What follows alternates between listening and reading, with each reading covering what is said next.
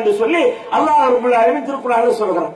அவர் கடைசி நேரத்தில் கொஞ்சம் ரிக்வெஸ்ட் கேட்டு என்ன திருப்பி அனுப்பி என்று கேட்கிறவர்களாக இல்லாமல் அழைப்பு வந்தவுடனே மகிழ்ச்சியோடு அந்த அழைப்புக்கு பதில் சொல்லக்கூடிய நிலையிலே நம்மை நாம் தயாரித்துக் கொள்ள வேண்டும் என்றால் அதிகமாக மன்னிப்பை கேட்போம். இறைவனிடத்திலே கேட்கிற மன்னிப்பு ஒரு புறத்திலே, மனிதர்களுக்கு மனிதன் செய்த பாவங்களுக்கு மன்னிப்பு கேட்போம். அல்லாஹ்விடத்திலே மன்னிப்பு கேட்கிறவர்கள் கூட மனிதர்களுக்கு செய்த பாவங்களுக்கு மன்னிப்பு கேட்க தயாராக இல்லை. கேட்க அவர்களுடைய வெட்கம் வருவதை தனக்கு என்ன வெட்கம் இருக்கிறது? நான் தவறு செய்து விட்டேன், பாவம் செய்து விட்டேன், பிறருடைய பொருளை, பிறருடைய மானத்தை, பிறருடைய உயிரிலே அநியாயமான முறையில் விளையாடி விட்டேன் என்று சொன்ன அவர்களிடத்தில் மன்னிப்பு கேட்பதற்கு எனக்கு என்ன தயக்கம்? நான் அவ்வளவு பெரியவனா? வானத்தை பூமியை படைத்தவனா? வானத்திலிருந்து குதித்தவனா? பிறரை விட என்னை உயர்வாக கருதி கொள்வதற்கு எனக்கு என்ன இருக்கிறது? பிற மனிதன் எப்படி அப்படித்தான் அத்தனை பேர் படைக்கப்பட்டிருக்கிறோம்.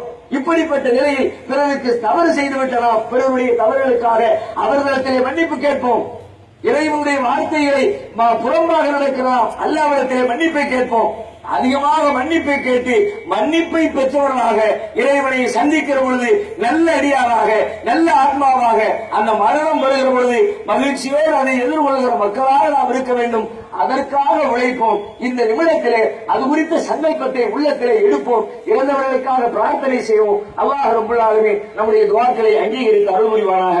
வாஹிரு தஅவானா அல்ஹம்துலில்லாஹி ரப்பில் ஆலமீன். அஸ்ஸலாமு அலைக்கும் வரஹ்மத்துல்லாஹி வபரகாத்துஹு.